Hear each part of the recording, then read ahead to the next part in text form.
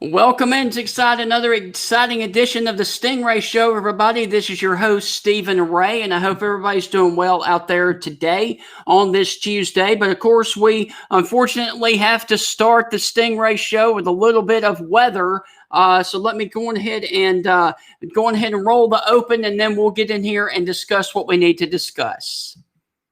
The dogs and Stingray are coming for you.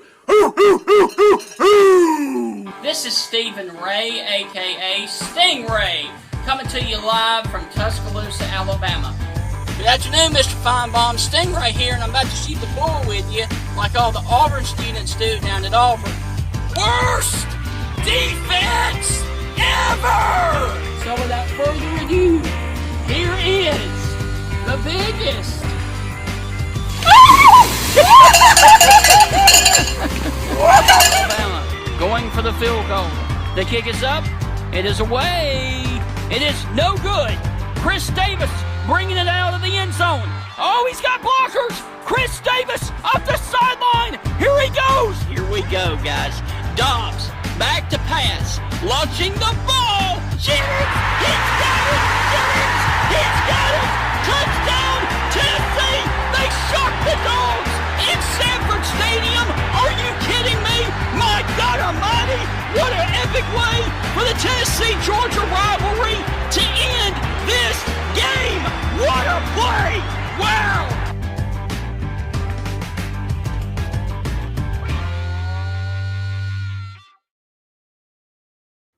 Welcome inside another exciting edition of the Stingray Show, everybody. And unfortunately, we have to start off with a little bit of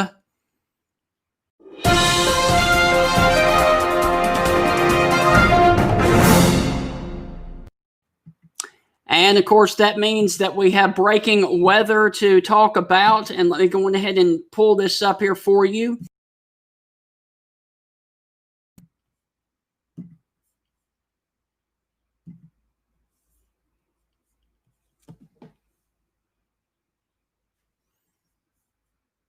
Just making sure that everybody can see this. And we currently have another tropical storm that is currently off the Yucatan Peninsula. And as you can see, this thing is really starting to wrap up. It is getting back into the Gulf of Mexico. It is currently a tropical storm, and it is about to become a hurricane. And it is supposed to go on ahead and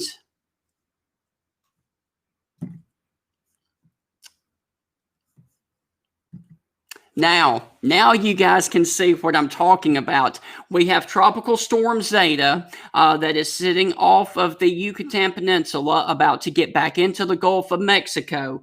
And unfortunately, this storm is going to become a hurricane later today and move up towards, now let me go ahead and show you the current track of this system. It is supposed to make landfall somewhere down here close to the New Orleans, Louisiana area, and then make a track across South Alabama, and then ultimately end up over across Tennessee and the Carolinas by Thursday afternoon. Now, real quick, if you are here in central Alabama, as of right now, this is from 11 p.m. until 8 a.m. Wednesday into Thursday. As you can see, peak wind gust of 30 to 40 with isolated wind gust amounts upwards of 60 miles per hour. So it's going to be a really nasty go of it here in the Birmingham and Tuscaloosa areas here with Tropical Storm Zeta. Now, once again, I will go on ahead and I will do another video telling you guys about this coming up later tonight. But Heath, how's it going, my friend? It's going good, Stephen. How about you, brother? I'm doing good. I'm sorry to spring that on you here just like that. That's all right, man. You staying dry in Tuscaloosa? Trying to, my friend. How about you? We got not clear skies. It's overcast, but we're doing good today. I got you. Well, we got a really big show on tap today. Absolutely, we do. We're going to have Tony Barnhart come on the show. That's going to be big. I think his proper name is the legendary Tony Barnhart. Yes, and Mr. College Football as That well. is correct. So, Yeah, I'm excited to talk to Tony, and I've always enjoyed reading his columns over the years, and yes. I've thoroughly enjoyed his insight. So I think it's a special thing that we get to have him on, and I'm ready to talk to him here in a short bit. That's right. And I'm going to go ahead and pull you up full screen so I can talk to him. I'll be right back, okay? All right. So this weekend's games, just looking over, there's a lot of off weeks. We got some makeups coming up. But one game to kind of keep an eye on is the LSU-Auburn game. Looking to see what happens there. Bama and State, there's not much really going. Vanderbilt and Ole Miss, two teams that really need a win and keep going. So that's going to be a fun weekend of games coming up here shortly. Ole Miss, I really appreciate Lane Kiffin being as honest as he has been over the past couple of days and verbal on Twitter, talking about sending his fine into the SEC office. If you haven't checked out Lane Kiffin's Twitter account, you should. It's highly entertaining, talking about sending 2.5 million pennies to the SEC office for his $25,000 fine. That's incredible. And I tell you what, man, there was a lot of good games and a lot of upsets this weekend as well. Yeah, there was some good games. I was looking forward to that South Carolina LSU game, and it turned out to be a stinker of a game. And South Carolina just gave up so many points, with turnovers and pick sixes and this and that. They just gave up way too many points and missed field goals. At one time, if you'd added up all the missed points, it was a tie ball game there late in the third quarter, middle of the third quarter. So it was a crazy game. The scoreboard never showed it being close. But props to LSU coming in with a freshman quarterback, making things happen. That was impressive. Absolutely. Well, buddy, I've got a friend over here that I want you to see that is going to help me with the show today. And let me go ahead and pull this up full screen real quick. And as you can see, my buddy, the Count, over here for Halloween is going to help me with my show for today. And he's helped me going over my notes. So it's Halloween week, and we're here in the festive spirit of Halloween. Halloween fun. He must be a Georgia fan. Is he still, upset about that Bama loss? I mean, his eyes are red. What's going on there? Yep. He must be. All right, man. I don't know if you saw this or not, but let's go on ahead real quick and jump on some of the games from this past weekend. And this one was actually a really good game. And actually, we didn't preview it at all.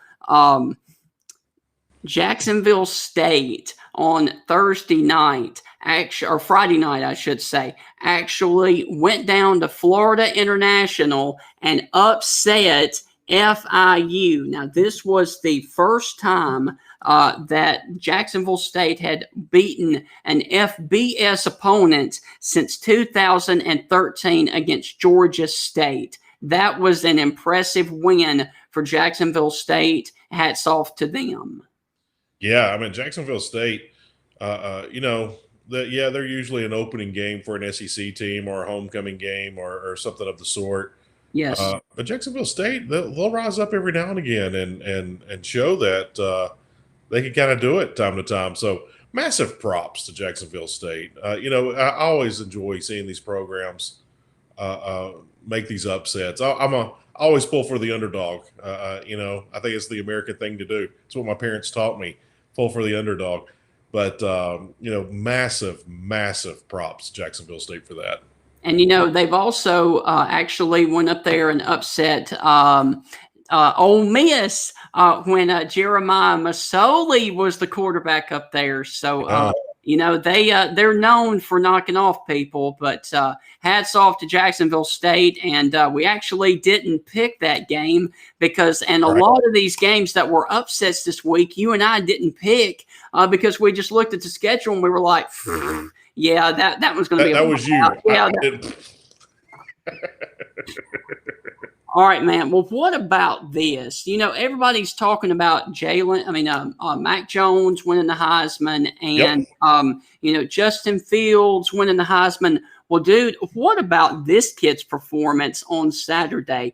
Now, his yardage was not up there with par of Alabama, but look at these numbers as I roll the highlights here. Justin Fields, 20 of 21. And this, of course, is against an FBS opponent and a Power 5 school in Nebraska. Now, that is that is hard to do with anybody, let alone a team that has, scholarships just like you do. 20 of 21 passing. That's insane. And that is a great showing to let people know, hey, buddy, I'm here and I'm here to stay. Yeah. What was the quarterback, Steven, a couple of years ago for Georgia? Was it Lambert? He started a little bit. He broke the NCAA record, and I think he went something like 25 of 27 or something. Yes. And the minimum was 20 passes.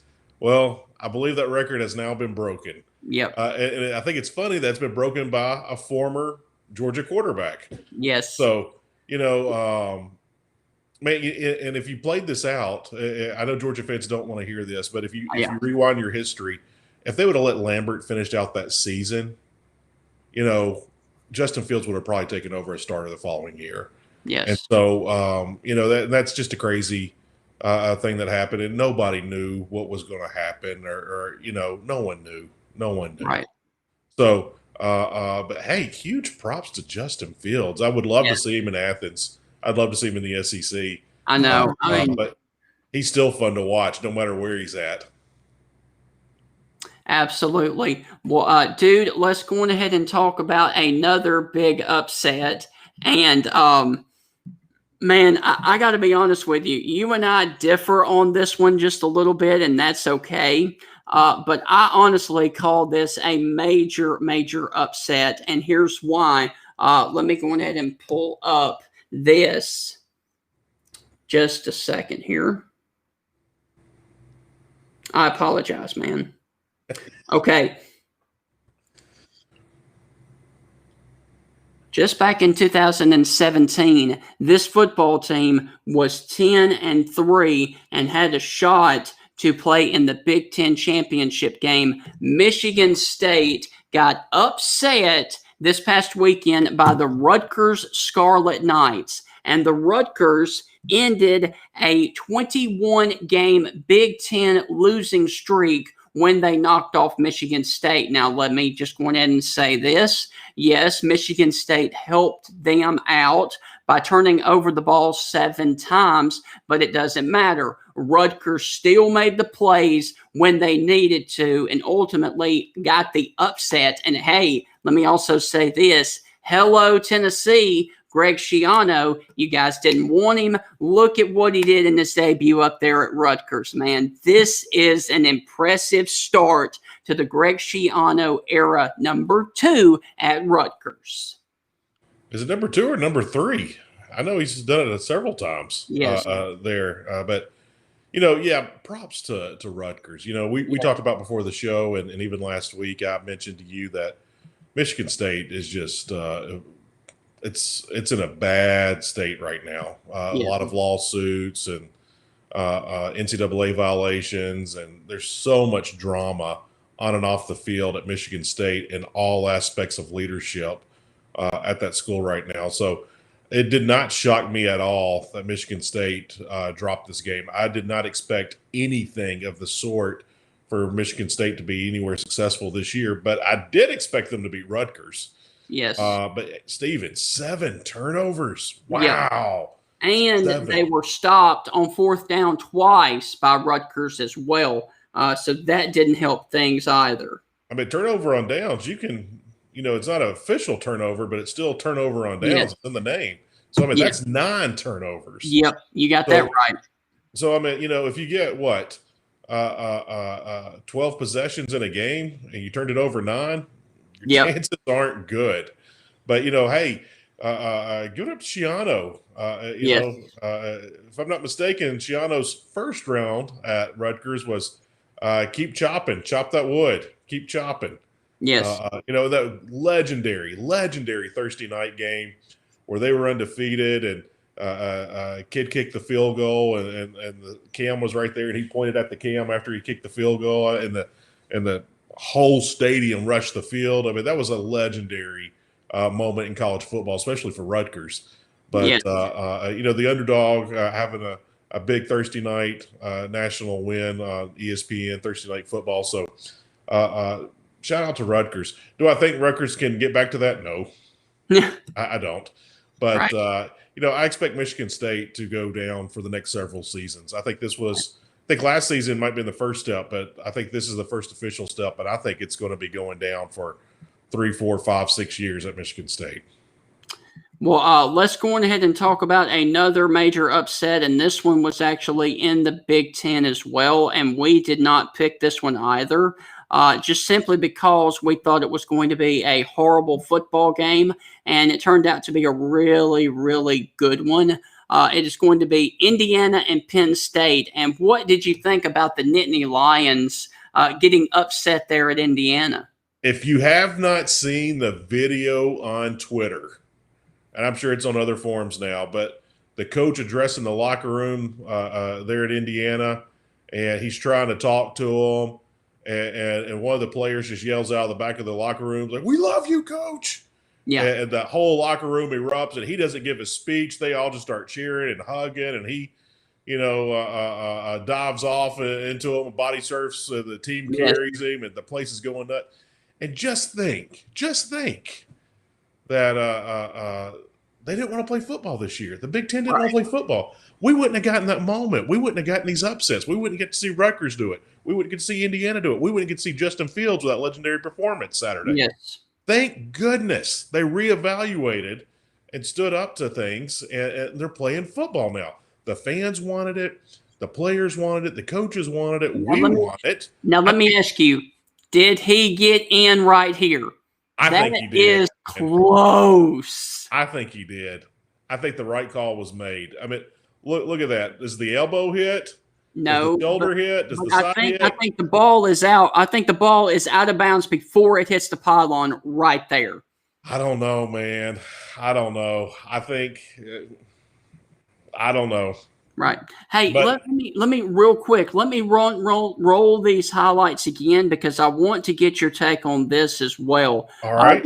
James Franklin talked about this. Let me go ahead and roll this one more time. James Franklin talked about this in his post-game press conference. As you can see, Indiana scores first. They go up 10-7 on this. But here's the interesting little thing.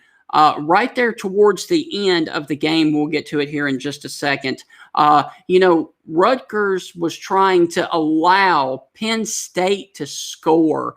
And right here, look, all you got to do is fall down in the field of play and you win the game. But he goes on the end and scores a touchdown. And I'm like, I was like, wow. That was really an interesting call right there.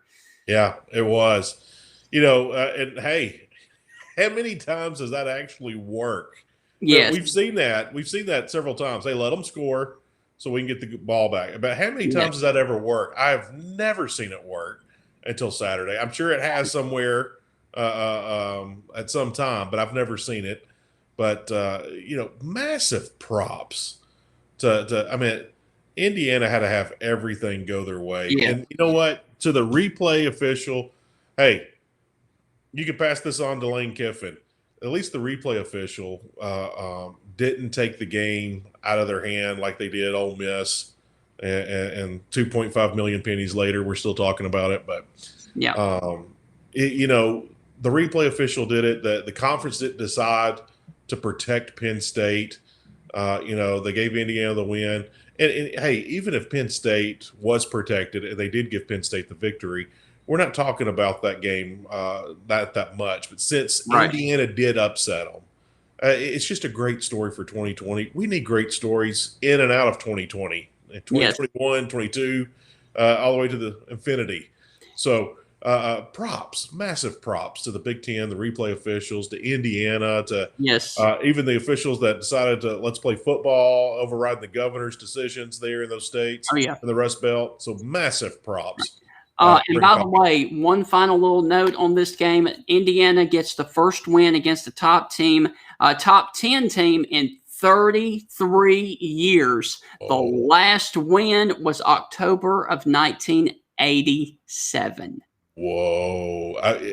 Was Lee Corso coaching that Indiana team in 87? Because I want to say he was. Right.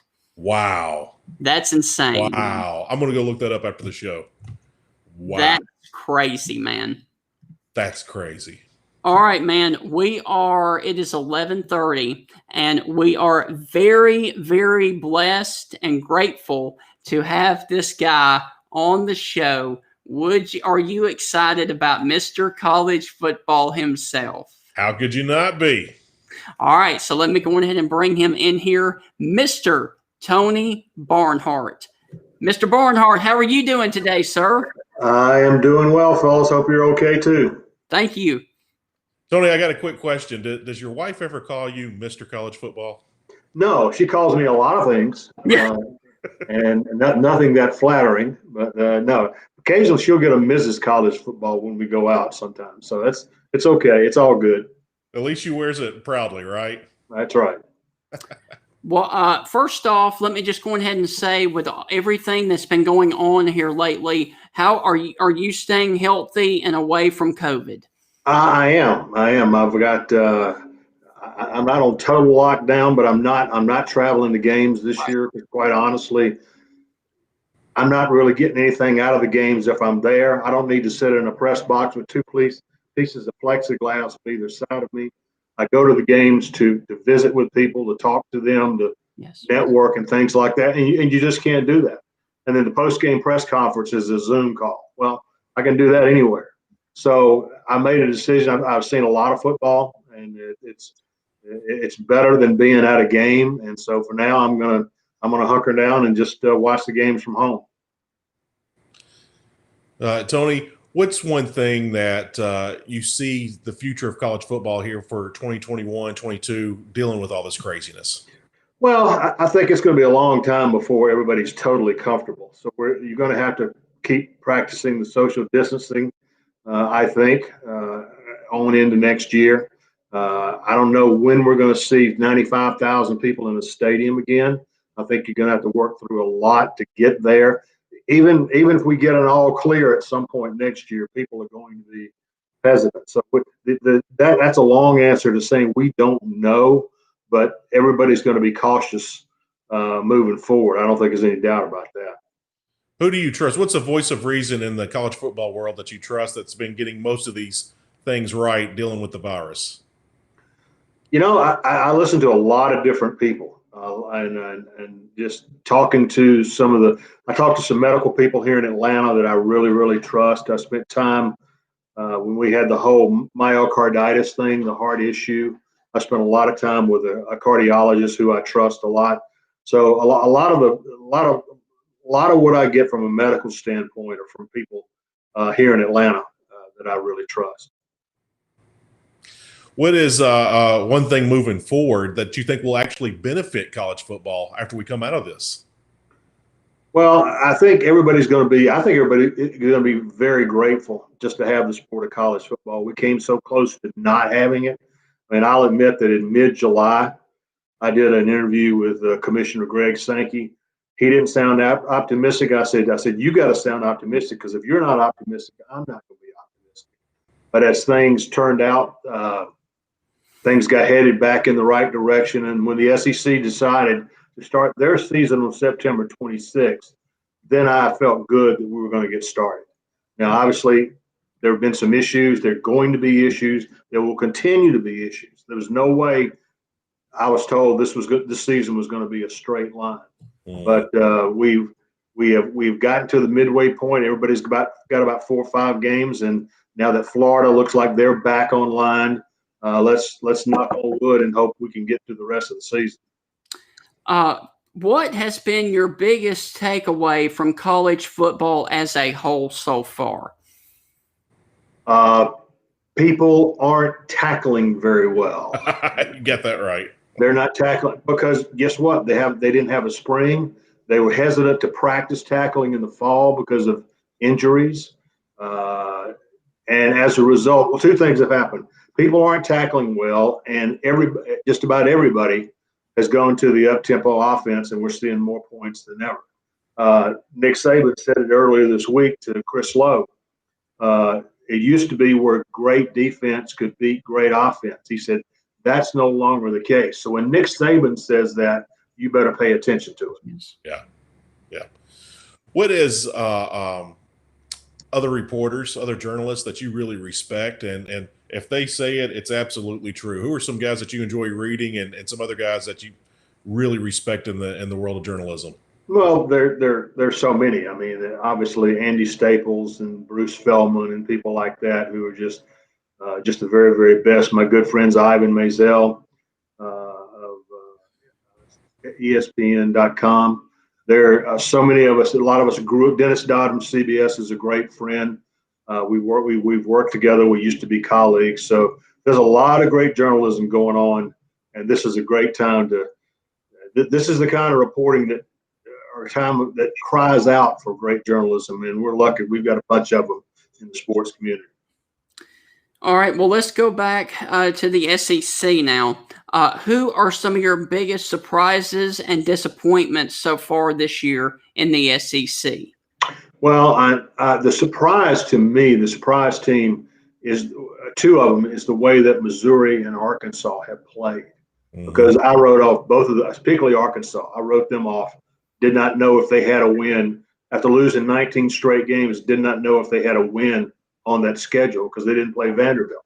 But they have Sam Pittman and the staff, Barry Odom, defensive coordinator, have done a great job. I was very impressed with the way that Missouri played against Kentucky the other day. They didn't just beat Kentucky; they dominated them. 400 yards of total offense, and Kentucky didn't even have 200.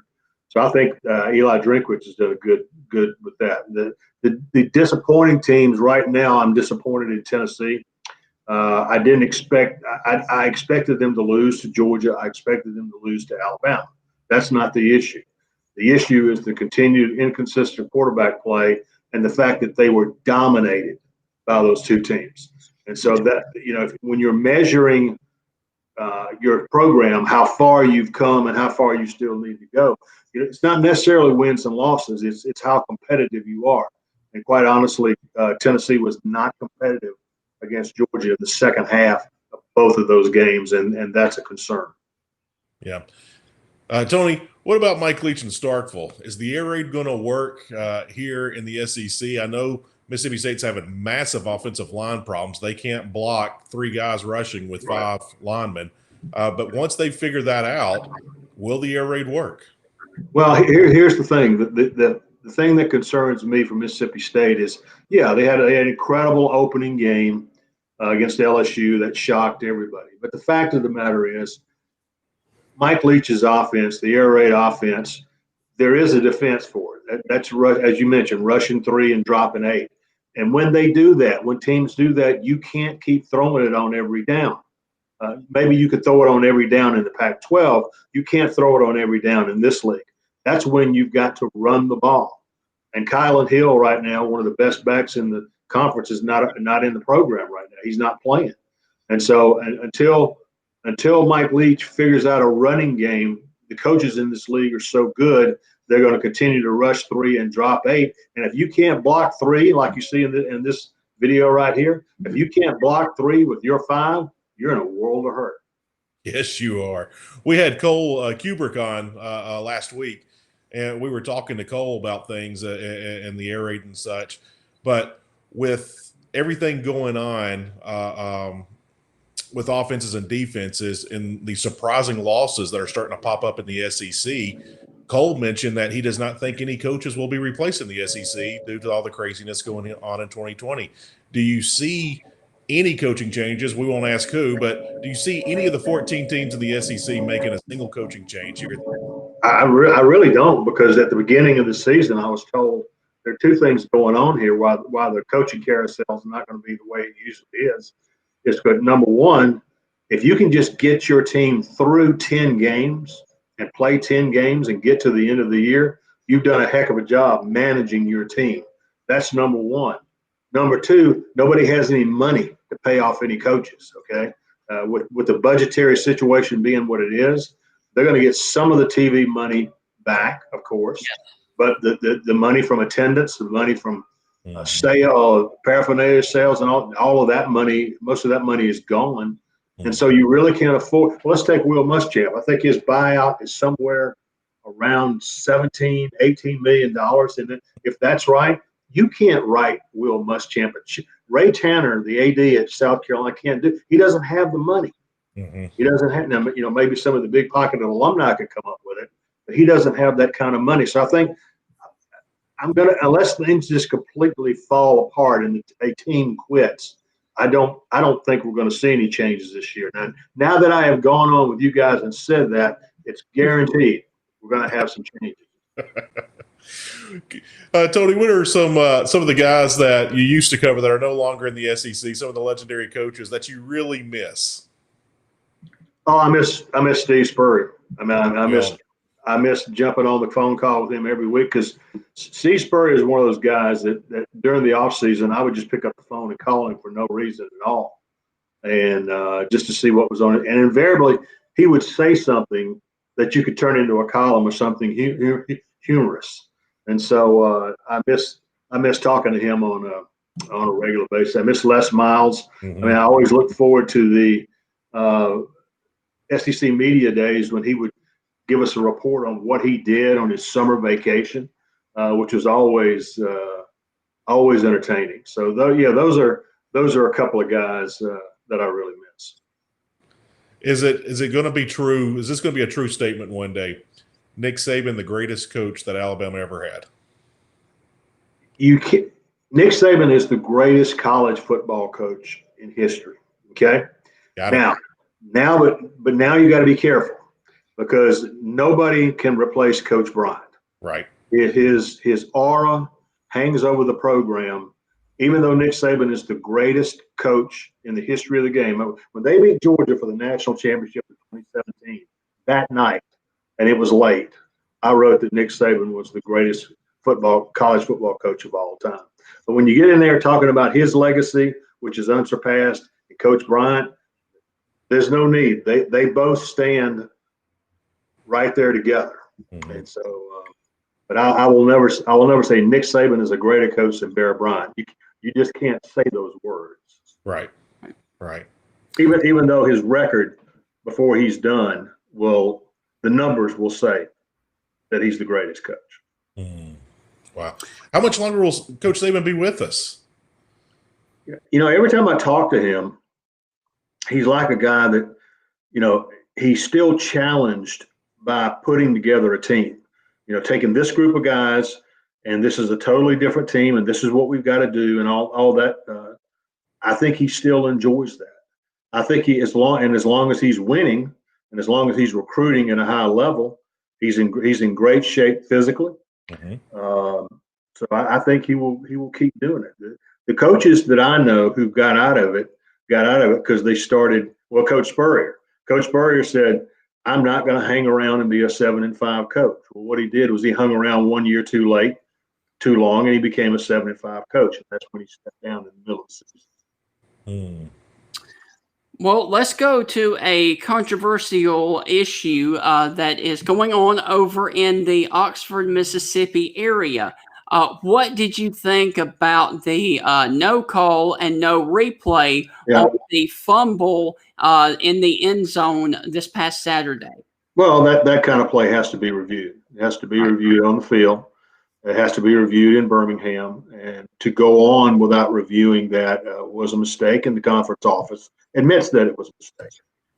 It's unfortunate. These things do happen, but by the same token, you have to, Coach. I know Coach Kiffin was very upset by it, and he was playing to his fan base. But you don't get to. It's a rule that everybody passed. The president signed off on it. Even if you're right, you don't get to criticize the officials. Those are just the rules. So it's an unfortunate call. They should have reviewed it. The conference admitted, and now everybody's got to move on. Yes. Steve Robertson from 247 made a comment on Twitter about this, and he said, we're keeping the coaches accountable, and Lane got fined, and he said, but we're not keeping the officials accountable, and we're keeping their names secret. Do you think that's fair? It has to be fair. You're talking about an issue of security. You're talking about an issue. The SEC has never released the name of an official that it is reprimanded. Guys get reprimanded. They sit. They're set. They are forced to sit a game or two at the end of the year. If it's too egregious and unceremoniously, they're just not invited back. I know of lots of cases of officials who were not invited back because their performance was inconsistent. But you can't. There is accountability to the officials, but it can't be, in my opinion, it can't be public accountability because of security issues. Tony, of all the guys you interviewed over the years out of the SEC, and I'm talking about players, who did you really, just give us 2 or 3 names that you really enjoyed interviewing and why? I added Joe Burrow to that list last summer doing SEC Media Days. We were in a room. There was several of us national reporters in with some LSU players, and all of a sudden I looked up, and there is Joe Burrow sitting by himself at a table. And so I went over and sat down, and I said, and this is before last season, I said, right, Joe, you guys are making a big deal out of finally opening up the offense. And I said, we've heard it all before. Why is this year going to be different? He said, it's going to be different. We're going to run it, and we're going to average 40 points a game. I went, wow, really? Well, of course, Joe was wrong. They averaged 48 points a game. He was just incredible. One of my favorites, Marcus Lattimore, running back at South Carolina, just an incredible guy. Broke my heart when he had those injuries, but he was a guy who wanted to know how to get better. He would ask me questions about how do I handle media interviews to be better than I am. Just a absolutely incredible guy. Peyton Manning, so smart, and he and one of his teammates, Al Wilson. Al Wilson is one of the most dynamic people I have ever met in this profession, and had a whole lot of respect for him and Peyton. But so the list goes on. Danny Werfel. Danny Werfel has now become one of the neat things is some of the people that you cover end up being friends. Danny Werfel and I are friends. I help him with his charity events, and he helps me with mine. And the list goes on and on. DJ Shockley, SEC championship quarterback. DJ and I have become very good friends since his playing days stopped. It's a real neat relationship when people that you covered and respected end up being your friends. Well, let's move on to this upcoming weekend, and we have a couple of good games. Of course, Auburn and LSU. Can you kind of break down that football game for us, please? Well, the fact the game's at Auburn, to me, gives Auburn a shot at this. That was obviously a big win for them last week. That last week was what I call a quality of life win. Okay? Yes. You're not going to get fired if you lose it, but the quality of life is going to be a whole lot different. And that was a quality of life win for Gus Malzahn and Auburn. Now, I think they have finally found their offensive identity with Tank Bigsby running the ball a lot. He needs to get more than he needs to be at least a 20 carry a game guy. In my opinion, they also put some runs in for Bo Nix. I think that's a good idea. So I think Auburn's starting to figure out what their identity is going to be. LSU last week, T.J. Finley came off the bench when the starting quarterback couldn't go, played really, really well, and they just manhandled South Carolina. So I think this is a great, great game. I'm going to give Auburn a slight edge because they're playing at home, and quite honestly, Bo Nix seems to play better at home. Right. Tony, the Arkansas Texas A&M game is if Arkansas pulls this out, I mean, right, is it time to take Sam Pittman and Arkansas as very seriously of starting to become a national program again? Well, yeah, I think so. Remember, this game was originally scheduled for Jerry's World in Arlington, Texas, the Cowboys Stadium, And when COVID hit, they decided to move it on campus. So it's at Texas A&M. I think that gives the Aggies an edge. And I think the Aggies have also started to find their identity, which is running the ball with Spiller a lot more and not putting so much of the game on Kellen Mond's shoulders. So I as much as I like Arkansas and what they're doing, I like the Aggies at home. We've talked about Kellen Mond a couple of times on this show. He's always going to keep A&M in the game, but he's always going to keep the other team in the game. You would think we would see some consistency out of Kellen Mond. Is there something that A&M needs to do other than giving the ball to Spiller that they can help Kellen Mond develop and keep that offense clicking there at A&M? Well, I think obviously not relying. Don't throw that many passes. Get the number of passes down if you can. Give him easier throws. Don't try to give him too many progressions on any given throw. In other words, simplify the game for him where he knows it's either this guy or I'm taking off running. So I think you need to simplify the game for him. He's a really good talent. He really is. He throws a nice ball, but like you said, I agree. If he can do a lot of nice things, but you throw 2 or 3 turnovers in there, you got a problem. Yeah. I've got 2 more questions for you. Number 1, how do you see the Mississippi State-Alabama game going in Tuscaloosa? Not well for Mississippi State. Right. If Mississippi State can't run the ball, yeah, then they're just not going to be able to move it with consistency. Now Alabama showed against Ole Miss they can give up some yards passing. Yes. But I don't think you're going to see that. I think Alabama is really starting to hit their stride, and they may score some points, but they won't score as many points as Alabama will. So I think this will be an ugly game. Go on, Stephen. Go ahead, Heath. Go okay. ahead. More, but go ahead. I was going to ask one fun question before we got out of here. Not necessarily the best players in the SEC, but 3 of your top favorite players that you've just really enjoyed watching them play in. Tony, who would those 3 players be? You're talking about over the course of the years? Yeah, all the years, yes. I saw Herschel Walker play. He was really good. I saw Bo Jackson play. He was really good. And I always tell people when it comes to running backs, it's Herschel and Bo, and then there's everybody else. I was lucky early in my career that both of those guys came along. To watch Danny Werfel go from being on the bench to being a Heisman Trophy winner was a lot of fun for me.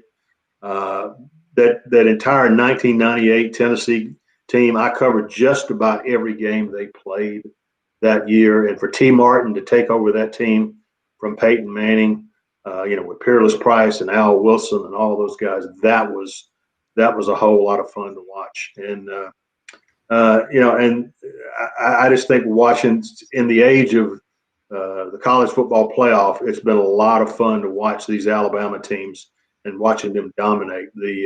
I will never forget the 2017 national championship game between Alabama and Georgia in Atlanta, and I was standing in that corner of the end zone when Tua launched that rocket into the corner to win the game, and everybody was just on the field was stunned. They went, "Wait a minute, the game's over! Holy cow!" And so it was, and that was the happiest I have ever seen Nick Saban in person. He was hugging Tom Rinaldi. He was having a blast. All right. Well, finally, we've talked a lot about the West.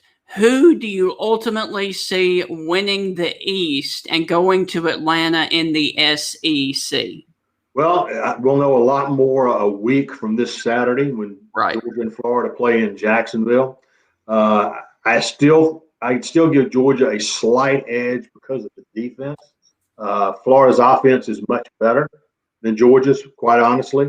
But I think Georgia's defense is going to spell the difference in that game. But it's not going to shock me if Florida wins the game. Yes. But those are your 2 teams, and I think that's going to get decided next, not this Saturday, but next Saturday in Jacksonville. Well, Tony, thank you so much for coming on. Is there anything, would you like to plug your charity or anything at this moment? Well, no, I would just say for folks who want to read what I'm doing, I have a website with 3 of my old newspaper buddies called TMG College Sports. It's under the Sports Illustrated umbrella. So it's si.com/TMG, si.com/TMG, and check out what we're doing there. We publish every day, and we have a podcast that we do where we have way too much fun. So check that out. All right, we'll man. check that out. Thank you so much for your time, and hopefully we can do this again soon. Okay, guys. Enjoy it. All right. Thank Thank you, Tony. Man, that was a blast. Yeah, Mr. College Football. Hey, yes. I didn't know we had a podcast. I'm actually disappointed in myself for not knowing that. If I had known that, I'd been listening since day one. Absolutely. Well, are you ready to continue with the highlights from this past weekend? Yeah, let's do it. All right. Well, first off, what did you think? Now, let me for any of the viewers that were here, that were not here when we started this, let's go back before we got to Mr. College Football and talk about this game once again. And this was an exciting football game. Dude, I mean, what do you make of the huge upset that Indiana did on Penn State, man? That's just impressive. It's very impressive. You know, Indiana's a program. They've been trying for so long to become relevant in college football, and they've made good hires. And forgive me, I need multiple choice, but you know, they had a coach that was successful just a couple of years ago, and he left. Yes. And it was random of why he left. And I don't know if it was overpay. I don't know the direction of the program. I don't know why. I don't know if there was controversy or what, but he left. And a lot of the Indiana fans were very upset. Right. So he's like, hey, we got a winner in here, and he left, and what's going on? And so, you know, you was, as an Indiana fan, you were afraid of the inconsistencies, but look what happened. Now, is this game going to be one of those things where Indiana just falls apart for the rest of the season, kind of like Mississippi State did to start 2020, beating LSU and just kind of falling apart? I don't know. Yeah. But I'll tell you this. I will start watching Indiana games. As long as they're winning this year, I'm going to take a peek at all their games. And I'm not going to lie, I'll be pulling for them. I'd love to see the Hoosiers become a fun and great story of 2020. Yes, I would as well. All right, next up is going to be a game that I did not know. I honestly did not know that this team was without their football coach for the game, and they were also without a very good playmaker in Rondale Moore, but yet they still were able to knock off the Iowa Hawkeyes. This was huge for the Purdue Boilermakers. And, you know, we talked about last week that this was going to be a make it or break it year for Brom up there at Penn State. I mean, not Penn State, at Purdue. And, man, I'm going to tell you what, they put it together and they knocked off what I would consider a solid Iowa team year in and year out. You know, Iowa is nowhere near in the same boat as Michigan State, but it's kind of in the same boat. They had a lot of drama in the offseason and a lot of social justice warriors wanting to blow up a lot of that program and the university and the leadership, and a lot of drama there. I don't know anything if it's true or not true. I don't know. I have no source. I have not studied it. I have not read into it. But I do know there's a lot of drama, and drama causes distractions, and distractions causes you to lose. Yes. So with that being said, well, we lost Heath. What happened, man? Man, I have no idea what happened. We I'll drink to that for a minute, but you are back now. So go ahead and finish your thought. Do you remember where you were? No, I have no idea, but I'll make it short. But drama causes distractions. Distraction causes losses. And I was not shocked at all that you know, the Hawkeyes lost that game. Yes. So props to Purdue. You know, again, I love upsets. I think that's why everyone loves the NCAA tournament. Yes. We always love the underdog. We pull for the underdog. So as many upsets we get in 2020, the happier I will be. Well, let's go in and talk about a really good football team, but unfortunately, Alabama won and lost in Knoxville, and you guys know exactly what I am talking about. Yep. If you missed it, Alabama won the game 48-17. However, as you can see right here on this play, unfortunately, they lose their star wide receiver, Jalen Waddle, for the season due to a broken ankle. Man, that sucks for Jalen. But now, if this was anybody else, I think, if it's anybody else that is really derailing for their program, but Alabama has so many stacked wide receivers and stacked players, I really don't think they're going to miss Waddle that much. Stop me if you heard this before, Stephen. Alabama has depth. Yes. Yes.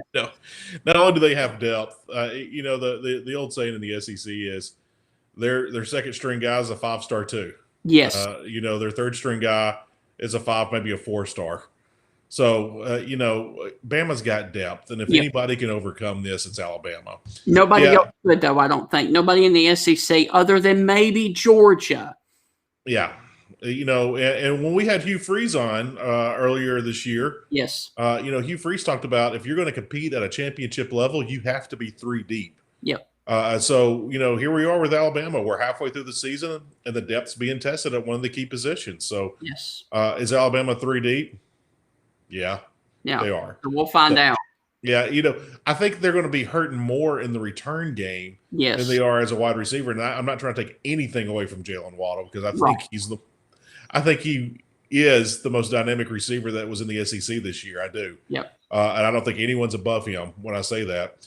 But with that being said, his teammate Devontae Smith is close, but I don't know about Waddle's pretty good too. Yeah, I would put Devontae number 2. Yes. And there's some days Devontae's 1, but overall I would put Jalen 1.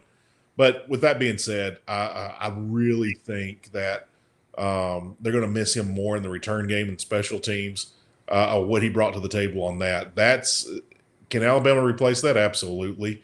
Right. But will it take a small step back? I think they will on special teams. All right. Well, let's go on ahead and move forward. And man, you said you loved upsets. I bet you didn't see this one at all. And we actually did not even pick this game. But how about this, man? Well, I mean, this is impressive. Mm-hmm. Wake Forest at home knocks off Virginia Tech. Virginia Tech was the highest ranked team defeated by Wake Forest since 2006 when they beat number 16 Boston College. Wow. Whoa. What did Joey Lawrence say? Whoa. Yes. I just didn't see Wake Forest making this a game. And there was that crazy story a couple of years ago where their announcer was getting he was turning some stuff over to opposing coaches, play sheets, play calls. Hey, they're going to run this the first couple of plays of the game. This and was selling it out. Yes, and that was an alum of Wake Forest that was doing that. So when you hear stories like that, it's so disheartening. But to see Wake Forest to bounce back and make things happen, good for Wake Forest. That's always been a program over there that has always tried to get in, and they'll put a string of a couple of good seasons and win 6, 7, 8 games, 3 years in a row, and then they'll just kind of disappear again. So, right. Massive props to Wake Forest. If they can get things turned around and off the map and become competitive in the ACC, God bless them. Go for it. Now, let me ask you this. Let me go back to this. Indiana got their first win in 33 years. That was the second longest streak against a top 10 team. Who is number 1?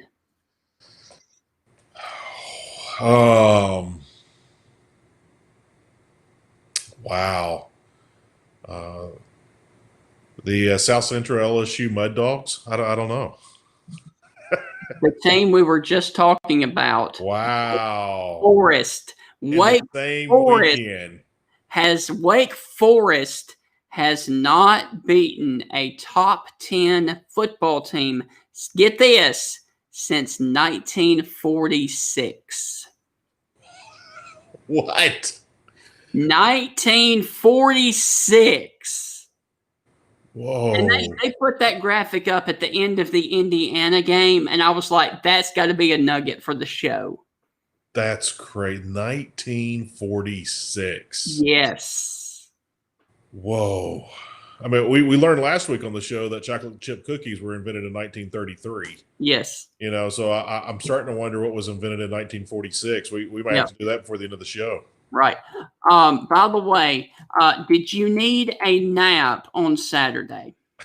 Yeah, I did need a nap on Saturday. Badly. Yeah, I did. Dude, man, you should have watched this football game then. Oh my gosh. What a snooze fest between Missouri and Kentucky. Missouri moved the ball really well, and Kentucky could not match it. They have major issues on the offensive side of the ball with Mark Stoops. And ultimately, Kentucky's defense wore down in the second half, and they were able to lose to Missouri. And Missouri was able to win a 5-game skid versus Kentucky.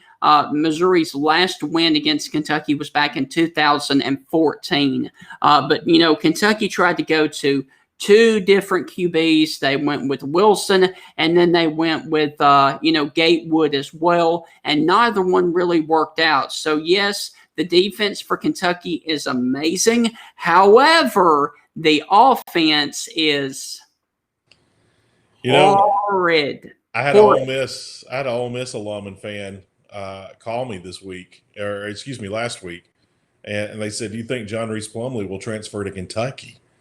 And I said, I don't know. I'd love to see a guy like John Reese Plumlee. And then you see Garrett Schrader enter the portal here recently, another quarterback. So maybe there's some SEC West quarterbacks that might end up in Lexington next year. I mean, Kentucky needs some help. I mean, it's not been a shocker that since Stoops has been there that the offense has kind of suffered and struggled some. I mean, you had guys like Mike Hartline at quarterback who was not a bad quarterback whatsoever. He just, he's not going to overpower defenses in the SEC. Right. And so, defense have always been sound, but let's go to that Kentucky defense for a second. That defense gave up 40 whatever points to Ole Miss. Yes. And then they turn around, they shut out some other teams and just baffle everybody. And then they come to Missouri, and it's just like they've never played defense before. I know. I mean, they went from being the best defense in the SEC to you guys are a joke. Yes. So I don't know what to think of Kentucky. I think Kentucky still has a great defense. Yes. I think Kentucky will show up again, but it's the inconsistency of Kentucky is driving me mad, and I'm not even a Kentucky fan or along. So imagine what it's doing to the folks there in the Bluegrass. All right. Are you ready for another streak to be extended? This is pretty cool. LSU versus South Carolina, and man, South Carolina made LSU, that quarterback, look really good, didn't they? No, they made him look better than that. My gosh, dude, that was impressive. That was extremely impressive. As you can see, their coaches, Coach O, getting his team ready. That was the first home game for the Tigers in almost a month. Because, they were off because they were supposed to play Florida, and Florida had COVID. So they had an extra week to prepare. And so, man, I'm telling you what, TJ looked really good in this football game against South Carolina. And, South Carolina ultimately had a chance right here to cut into the lead, just get to the locker room, and he throws a pick 6, and that pretty much opened the floodgates for LSU.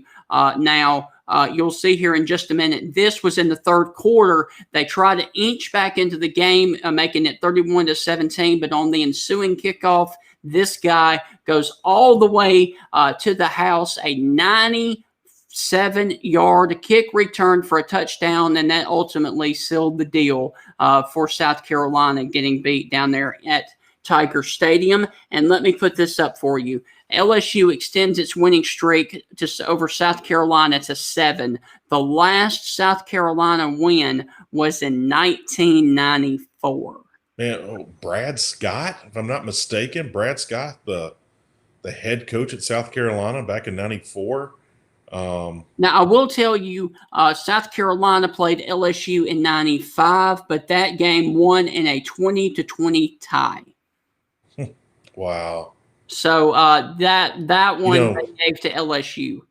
Come to think about it, the 94 game, Steve Tannehill, your quarterback for South Carolina back then, and he's the first quarterback I remember rocking the mullet, and it was a nice one. Yes. If I do say so myself.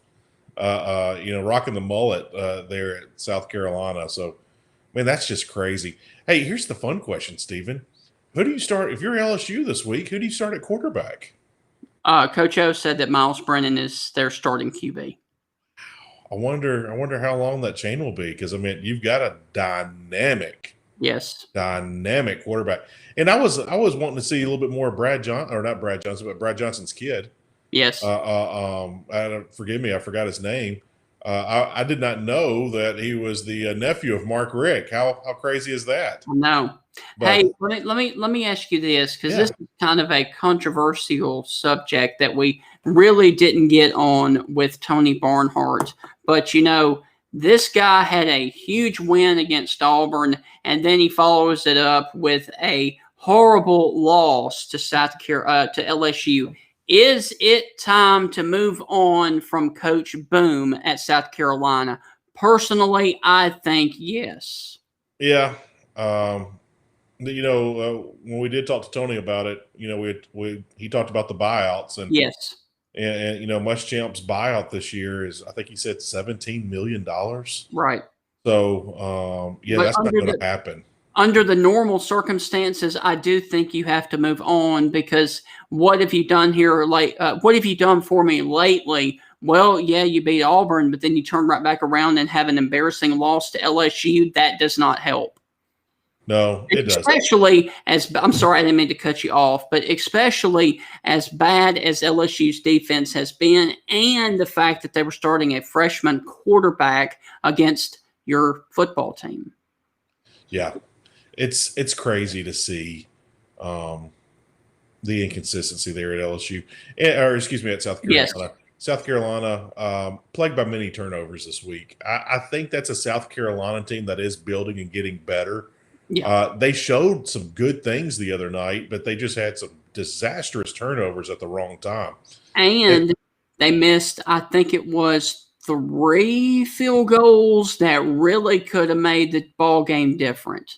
Yeah. So, Coach Boom will be there next year. But I'll say this, here, let me look at the South Carolina schedule real quick. Okay. I'm intrigued by that. I mean, I don't know who they play throughout the rest of the year. They got A&M, they got Ole Miss, they got Missouri, they got Georgia, they got Kentucky. That's kind of a brutal schedule. They can beat Ole Miss. If Ole Miss continues to turn the ball over, they can beat Ole Miss. Now, is that game in Oxford or in Columbia? It says here it is at Ole Miss. Oh, okay. Yeah, they've got 2 road games left, at Ole Miss and at Kentucky. They got A&M, Missouri, and Georgia at home. Well, as bad as that Kentucky offense is, who knows? That may could be a coin toss too. Yeah, it could be. Now Kentucky. I'm sorry. We're talking about South Carolina. Right. I thought we were talking about Kentucky. No, we're not to Kentucky yet. But I think South Carolina, they showed some improvement on the offensive side of the ball. Like I said, they just had some disastrous turnovers at the wrong time, and that crazy kick six right after they score and they get back into it, and they kick the ball off and the guy fumbles it, and you think, man, we're about to pin them deep right here. We're about to get the ball back at midfield. Yeah. And then, picks it up and zigzags goes out the gate. Yeah. It just that's a backbreaker. Bear Bryant used to talk about breaking their back on special teams. That play, special team touchdowns are backbreakers. Right. And so, that really broke the spirit of South Carolina, and the game started getting out of hand after that kick. Yes. But man, you just see all the potential. Colin Hill is a good little quarterback. Yeah. I shouldn't call it little. He's a big guy. Colin Hill's a great quarterback, and he's only getting better. So, and he can come back next year. If Colin Hill comes back next year, South Carolina could be very impressive. Shy Smith, I don't know if he's coming back or not. But, man, think about this, Stephen. We know that the transfer portal is going to get crazy the next couple of years. We know it's going to be just bonkers the next couple of years. If South Carolina can get some receivers to complement Shy Smith and fill in some holes on defense, I really think South Carolina's 2 or 3 players on both sides of the ball of being a serious, serious contender. Right. Now, if that happens, does Coach Boom keep his job? I don't know. Right. Well, let me just go ahead and circle back to this game because I really wanted to talk about this, but I forgot it. But now I remember it. I have lived in Tuscaloosa my entire life. There are players on both of these football teams that do not remember the last time that Tennessee was relevant. How wild is that? Because old Alabama fans and old Tennessee fans will tell you the Alabama-Tennessee rivalry used to be something else. It used to be a game that you did not want to miss and you feared to play. Now it is a laughingstock because Alabama has won 14 years in a row. And here's the deal. In my lifetime, I would say Alabama LSU and Alabama Florida is now a bigger rivalry than Alabama Tennessee, just simply because Nick Saban left LSU and is now the coach at Alabama, and Alabama has had some really good games with Florida in the SEC championship game. So Tennessee has now become an afterthought because of how bad they've become. Did you ultimately ever see that happening? I did not. All programs go up and down. When Nick Saban decides to walk away on his terms, and I think he will walk away on his terms. Yes. You'll see Bama probably struggle, just like we saw Bama struggle for years. Right. After Gene Stallings and before Gene Stallings and after Bear. We saw Florida struggle, and they're now just starting to put it back after Urban. Yes. So, Tennessee was struggling with Philip Fulmer there toward the end. I always thought Philip Fulmer was underachieving at Tennessee there toward the end. He had so many resources, and he wasn't putting it together at times there toward the end. So, but after he walked away, that program, again, we talked about Michigan State at the beginning of the show. Talk about how everything off the field and all the distractions and the administration, the leadership, and it was just all out of whack. And you were seeing things happen on the field that were just lead to losses. Same exact thing with Tennessee right now. They fired the athletic director, they fired the chancellor. Philip Fulmer's now in at AD. Some people think, athletic director. Some people think it's a good thing. Some think it's a bad thing. Time will tell. I just don't know what's going on up there. I don't think Jeremy Pruitt's the answer for Tennessee. But I will say that Jeremy Pruitt needs time, and I think that Tennessee program needs time. And you might have to take a step back to take 2 steps forward. I don't know the complete answer to that. But what I do know is if Tennessee and Alabama, the third Saturday in October, this is a rivalry of hammer versus nail. And we know who the hammer is, and it's a yellow hammer. So, I just don't see anything special about Tennessee, nothing extravagant about Tennessee, nothing unique about Tennessee. It's not bad. It's not ugly. It's not horrendous. It's just kind of blah. You can be good, you can be bad, just don't be boring. And Tennessee's kind of boring right now. Well, man, let's go to one more final game, and this was the game of the weekend. It's supposed to be advertised. Let me get my both fingers in here. Hold on. There you are. I'm sorry, man. That's supposed to be the game of the weekend because game day was there. It was frigid up there in Minnesota. And, buddy, were we correct? The COVID really wreaked havoc for Minnesota as they lose again to the Michigan Wolverines. And I got to tell you, man, I think Jim Harbaugh has finally found him a little quarterback up there. And that's all that they have been missing up there. They've had the defense. They've had the wide receivers. They've had the run game with Chaminade, as you see right there, busting off. But they did not have a quarterback, and now they've got one. Watch out for Mr. Khaki Pants. Mr. Khaki Pants has got a gunslinger. So I'll say this. Mr. Khaki Pants has a defense. Which is not surprising for a Jim Harbaugh team. Right. I expect Michigan to be a player, but I don't expect Michigan to be consistent all year. That's been the one thing with Harbaugh is that he has these great teams, but his teams are not always consistent. Right. And so I think the consistency might be something to look at. But P.J. Fleck in Minnesota, man, oh, man, oh, man. I like P.J. Fleck. I think he is a phenomenal coach. I think he is a top 5 coach in America. I think any SEC team would just be tickled to death to have a guy like P.J. Fleck come to their program, program. And hey, we were just talking about it a second ago. If Nick Saban stepped out this year, which I highly doubt and I don't expect, but if he stepped out this year and Alabama brought in a guy like P.J. Fleck, I think they could easily keep the dominance going and bring in some new energy around there as well. But,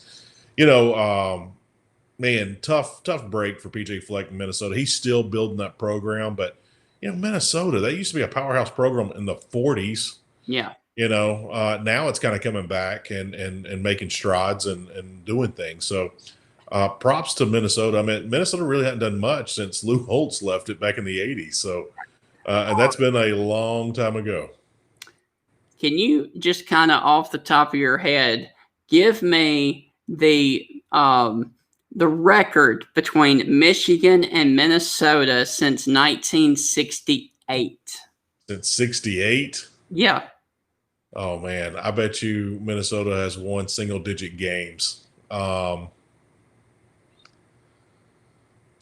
have no idea. What is it? 42-4. Single digits. 1968 and the third straight in the series. They call this a rivalry. It's not anymore.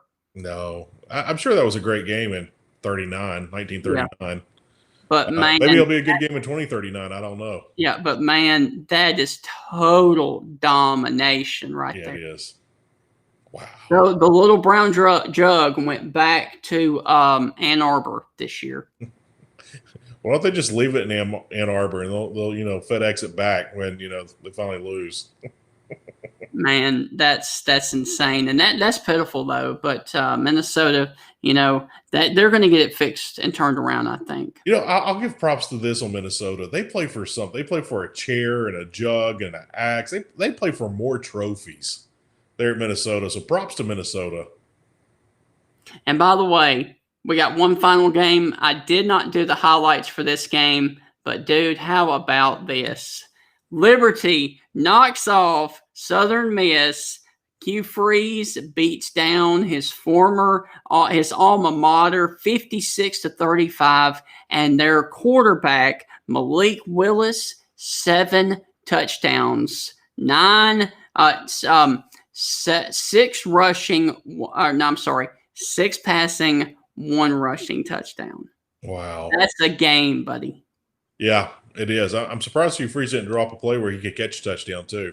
Yeah, no. But that score didn't shock me. That game didn't shock me. Some people are saying Hugh Freeze is,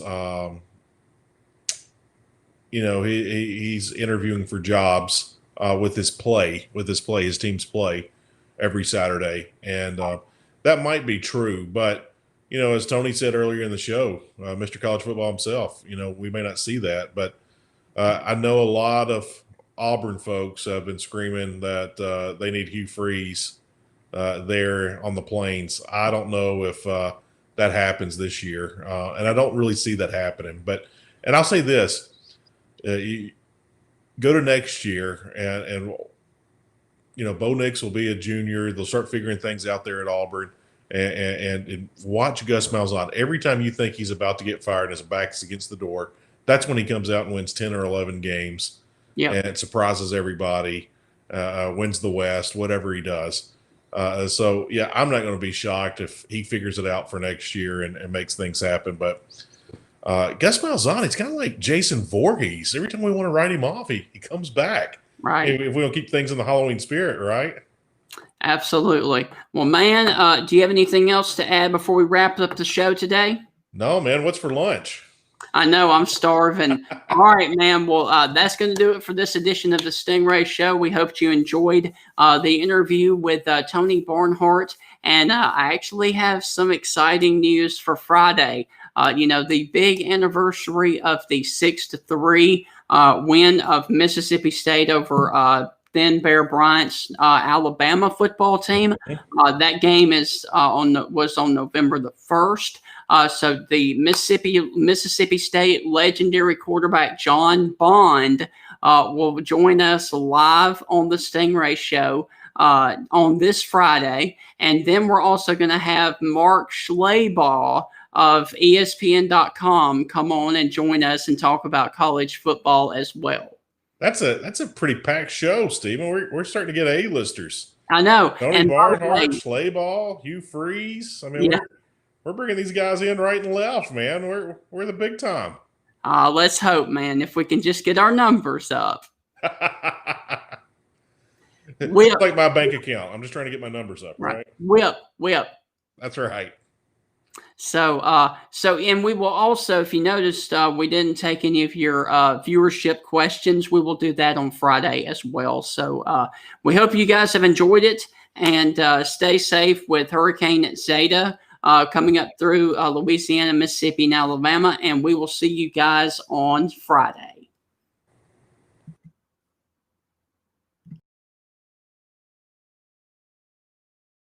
The Dogs and Stingray are coming for you!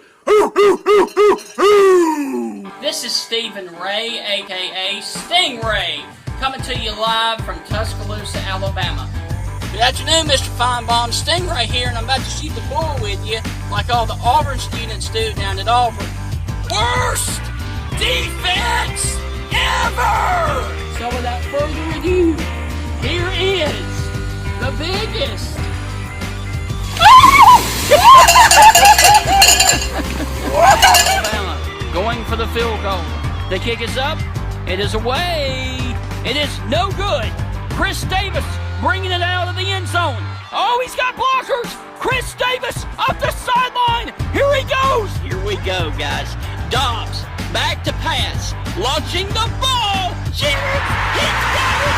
Jennings, he's got it. Touchdown, Tennessee! They shocked the Dogs in Sanford Stadium! Are you kidding me? My God almighty! What an epic way for the Tennessee-Georgia